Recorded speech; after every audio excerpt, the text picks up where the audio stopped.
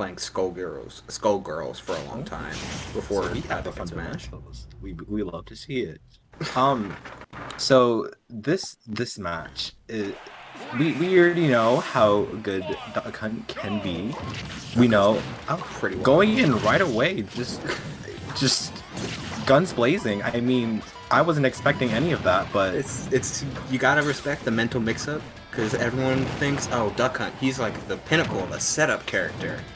But then he's just like, I'm gonna run off this platform and forward area you, like, eat this. already at 78%. I mean, I love this solo Zard, and wow, he just went straight through can. This, You know? yes, Okay.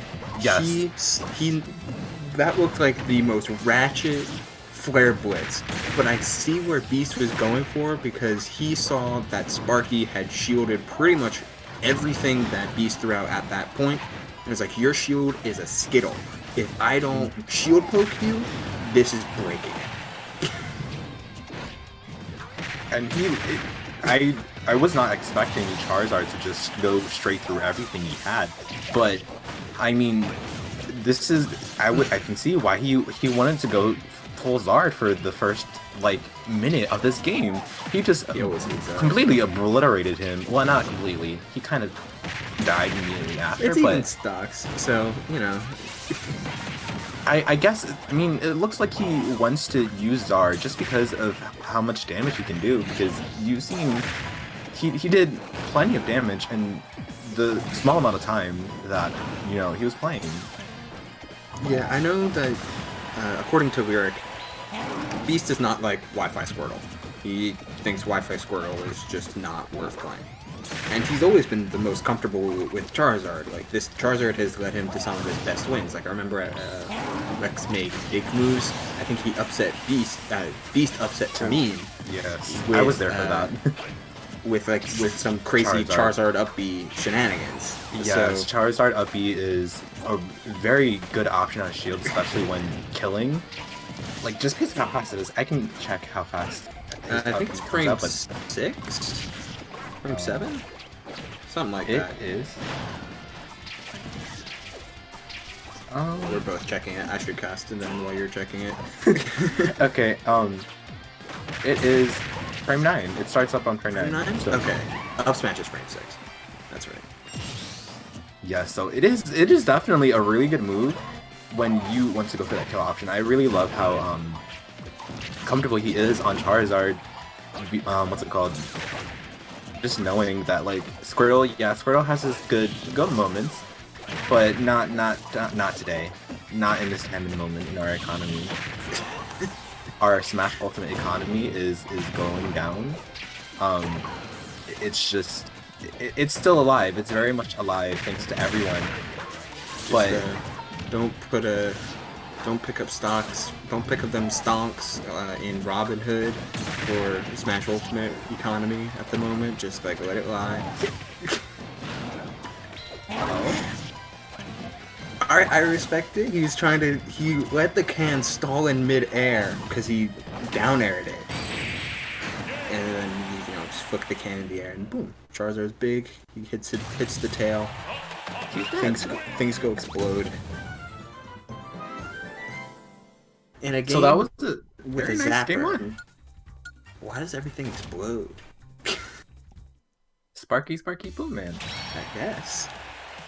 I feel like He's gonna well, they're gonna embody Sparky Boom Man when they play Duck Hunt, because every time can explodes, they're gonna be like Sparky Boom Man, and we know how many times cans explode. I didn't know this until just recently, but you can check how many like projectiles you threw in the result screen. Oh yeah, you can check out like. At least this was a thing in Brawl. You can check how many times you grab ledge in the stats menu.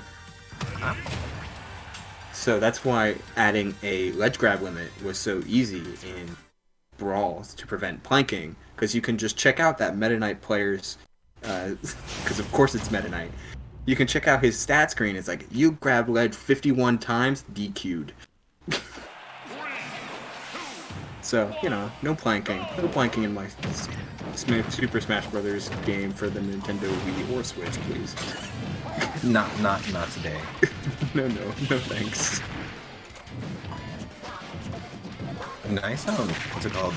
I was gonna say nice dab on the platform, but definitely not letting Beast having any time to just get the amount of damage he had in the first game.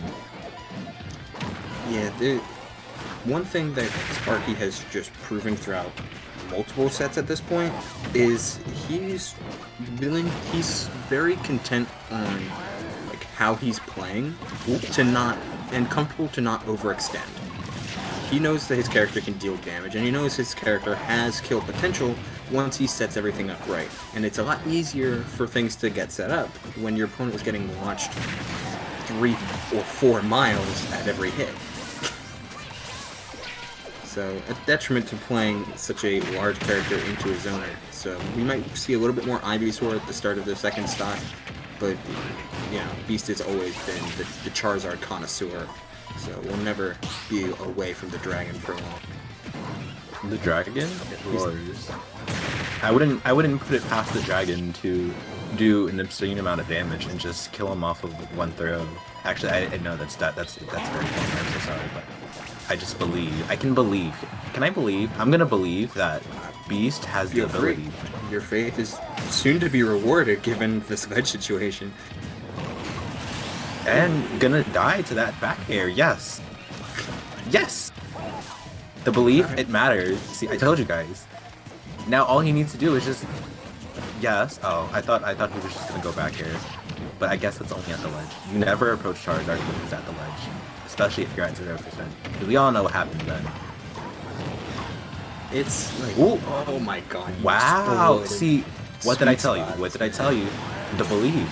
It's real. And he's still at 165. If he can use this big boy rage to just completely end this dog. This doggy, he needs to sit. And Beast just might make him. Very nice. Yeah, you being able to control the can literally at any time is such a hassle for anyone to deal with, but such a benefit for every Duck Hunt player because you're able to orchestrate your stage control even when you're at a disadvantageous situation, and it all comes together for massive damage. As let's call him Kamina. Beast is already at like 112 and climbing. He probably only needs a few bit more percent so that he can be in range of up B to kill. I wouldn't put it past him to do it. I wouldn't be surprised if it killed right now. Like, it's in definite range if Sparky decides to like jump after him and go for any sort of up air like he's doing right now. But oh no, he doesn't even need up B. Oh. And we saw this in Game 1 as well. Flare Blitz hits behind the gunman. So setting up gunman doesn't stop that massive body of Charizard from, you know, blowing up this poor little dog. I told you, he made the dog sit. He made the dog... He made that dog explode. Like, that dog's in a No, burning... this is a family-friendly channel. He did not explode. He gave him a treat and was like, if you sit down, then I'll give you this treat. And that's exactly what he did. He gave him the treat. That nice big flame burst. Wait, flame burst into his shield. I mean, not his shield, his gunman. He was not protected. So remember that scene in I Am Legend where he has to break his own dog's neck despite being like super wounded because his dog was zombified? That's what we just saw in like cartoony dragon like form. Excuse me for the morbid joke. Friendly. What are you doing? This is Mr. Chriselodian's channel. Somewhere Will Smith just shed a tear. Exactly. Okay, this is game 3. Yes, we love to see it. Already at 62%, 75, climbing, raising, getting higher and higher until, you know, Beast just gets him with one hit and he's gonna be at like 30%. I mean, 30 more percent added on to his health. you know, we love to see how much he keeps Mr. Beast out, but I don't know if it's going to work out for him. It's looking at a very scary %. It's unique to watch Beast play, right? Because he's constantly aggressive. He's constantly the, like, I'm gonna put you off your spot and make you feel scared. Like, that's his trademark, quote unquote. And a character like Charizard benefits that, since he's living till 200 pretty much anyway, and his frequent ability to, like, threaten you at the percent he is at right now. Like, one grab, and the tables have indeed turned, and the turns will be the tables. Already almost lapping him in percents. I spoke too soon. He's already at 80%, but Yeah, wow. Don't jump. Very Don't nice jump call on right that there. jump. You're not allowed.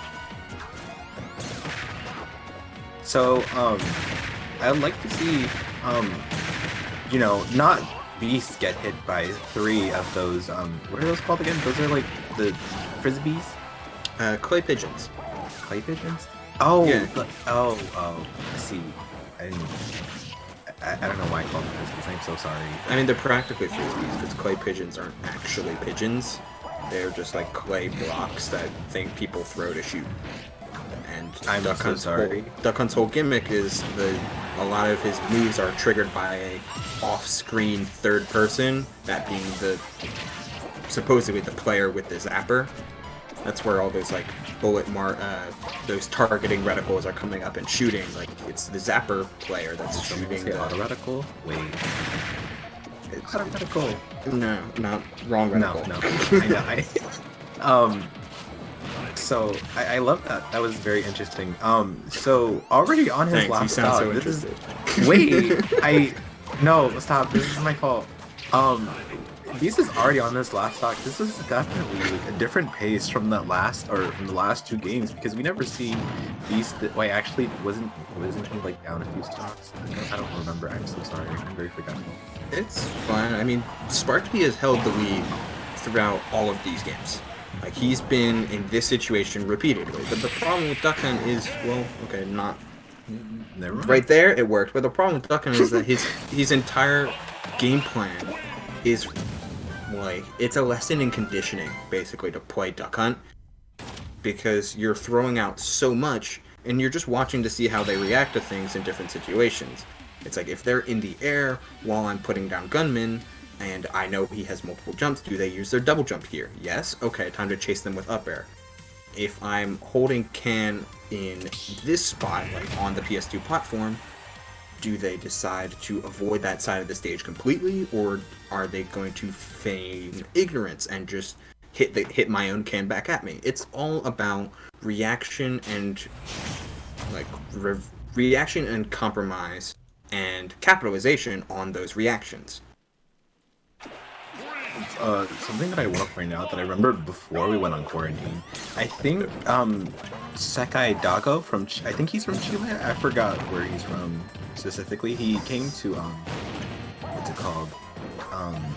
To Xeno before we left, or before we got on quarantine. I just want to talk about that's right. I remember. the difference in just, you know, gameplay between Duck Hunts. It makes me really proud to see Duck Hunts with Apollo, and now I guess Mr. Sparky Boom Man's child. Where the Duck Hunts are coming? The dogs. You thought they weren't a threat. They might be a threat now. I'm sorry to say it. You cannot call Animal Patrol on these players, because they're just going to eat the Animal Control, and they're just going to destroy. Not allowed. I mean, every character in this game has some, right? Every character either has bread and butters, or particular gimmicks, or something that keeps them at least somewhat relevant, if not completely viable. Duck Hunt in and of itself is a trapper, and in a game with a lot of really strong trapping characters and a lot of big, wide stages, trap characters are thriving in this current metagame. So Duck Hunt is a unique form of that in his own way. I was gonna point. I mean, I understand. I'm so sorry. You know, it's more of just like the different way that people like to use their characters is what I love most interesting. Is that, like, granted, you can have a character that universe. Wow, that was very nice. I'm surprised it hits ledge. Maybe it's only against some ledge hanks. This Duck Hunt sticks his big old nose up above the ledge there. Big old nose. Big old puppy nose. Oh, so as I was saying, it's just that, like, you can have a like a character that universally plays the same, but like it's that thing that makes them different, that makes them all the more interesting to watch, because they just like to take it in such a very different way. You know what I mean? Yeah. No, I know exactly what you mean. I touched on this with Pink Cage and how he plays Game & Watch, like, very vastly different from a lot of, like, quote-unquote, like, standard Game & Watch play. I don't recall Sekai's main style of play, but something that you see a lot of Duck Hunt's variation comes in Can, since Can is such a awkward box of tools as it is. So, at least with Sparky, he likes to send it one way and tap it back the other. Like we saw right there, he's forward aired it towards the stage, and just that was a very nice kill with an F smash again. Right, Ivysaur up smashes, F smash rather. You just gotta wait it out. There's a couple F smashes like Pikachu's and Ivysaur's and charging at ledge and waiting for you. It's just like, just wait it out. But it seems like Sparky doesn't have that luxury. Wow. Neither does he have that stock anymore. Reading the air dot, and that's kind of what is Beast's trademark across Wi-Fi games. Wow. Like, he just makes hard reads that get him really early kills. I mean, that just kind of goes to... I'm so sorry. We're going to have to touch on this. That just shows the amount of difference between, you know, Wi-Fi and offline players is that you wouldn't normally see this from, like, online players. I'm sorry, but, you know, it's just... Call it out.